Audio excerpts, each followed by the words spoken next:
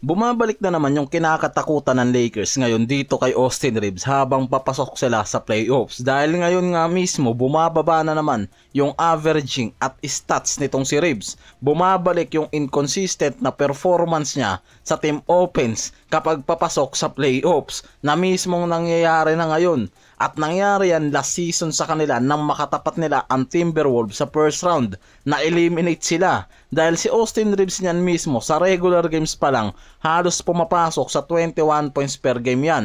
Tapos pagpasok nila sa playoffs bumagsak bigla yan sa stats niya mula sa 16 points per game. Kaya nga lumalabas din mismo sa mga analyst dyan na sinasabi nilang hindi pa ready nga raw si Reeves sa playoffs level dahil nga nagiging inconsistent yan pag sobrang pressure na ang laban. Sa overall playoffs average niya, nasa 16.7 points per game yan, 4.5 rebounds, 4.2 assists na lang. Tapos bumababa pa yung shooting efficiency niya mula sa 41%, nasa 31% pag playoffs. Dahil hindi siya ang nagiging go-to scorer dyan at hindi pa siya elite shot creator kaya hirap siya kapag tight defense sa last second situation at ISO plays.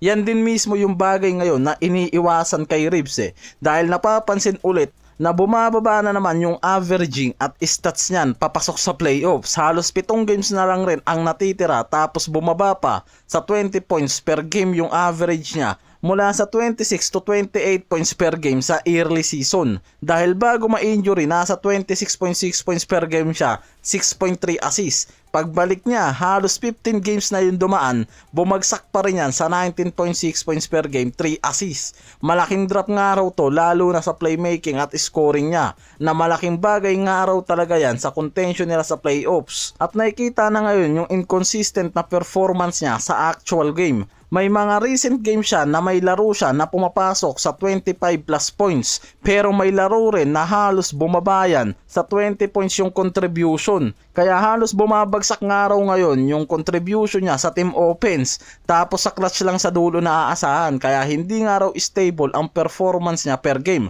Up and down ang impact nito mismo. Yan yung kinakatakutan nga sa kanya pagpasok ng playoffs dahil yan mismo yung naging problema nila dito kay Reeves last season.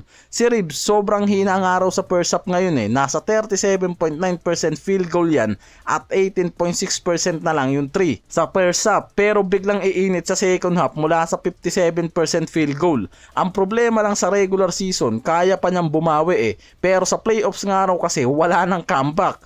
Kaya nga sa playoffs run nila kapag inconsistent nga raw ang second to third option, bumabagsak sila sa first round. Kailangan ng contender team na to ng consistent na third scorer o second option. Kapag inconsistent nga raw si Reeves kasi, mas madaling i-double team si Luka at Lebron. Nawawala ng spacing, bumabagal ang team offense nila. Kaya nagiging predictable lalo ang Lakers sa team offense. Samantalang si Jackson Hayes at DeAndre Ayton ngayon, napapansin naman na mas nagiging komportable ng araw sa loob ng court.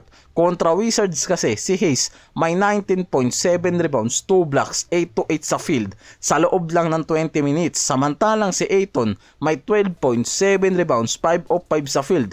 Parang mas effective pa rin itong si Hayes kahit sa limited time ngayon Sinabi rin mismo dyan ni Reeves na ang pick and roll nila kay DeAndre Ayton at Jackson Hayes parang backbone ng offense. Kasi kapag mainit si Reeves, mabilis niyang napufull ang defense papunta sa kanya. Pagkatapos, pwede niyang ibigay kay Ayton o Hayes ang bola sa roller cut para sa easy layup o dunk. Kaya yan mismo yung nagbibigay ng mas maraming option at hindi nga lang daw sila ngayon nakatali lang sa isang scorer. May isang fan shared pa sa comment sa Reddit na sinasabi daw dyan ni Ayton yung chemistry niya sa pick and roll plays kay Reeves na kapag mainit nga raw sila sa loob, parang blue fire daw to. Ito yung intensity nga raw na mas tumataas at nakakapag-start sila ng magandang momentum sa team offense na nagpapakita nga raw ng magandang chemistry pa nila. Samantalang si Hayes mas mobility at mas athletic kumpara nga raw kay Ayton. Kaya kapag siya ang nakapartner kay Reeves o Luka, mas nagiging dangerous nga raw ang play nila. Mas mabilis ang cut, papasok sa rim, mas aggressive sa finishing, mas nagbibigay nga raw yan ng rim protection pa. Sa stat trend naman, si Ayton may 21 first double-double record na ngayong season sa Lakers. Nag-a-average siya ngayon ng 10.1 points, 7.9 rebounds sa huling 17 games nila mula sa All-Star break. May magandang shooting efficiency at shot selection yan mula sa mid-range. Kaya nakikitang mas nagiging effective pa yung dalawang big man na to habang papasok sila sa playoffs at malaking bagay nga raw yan para sa interior nila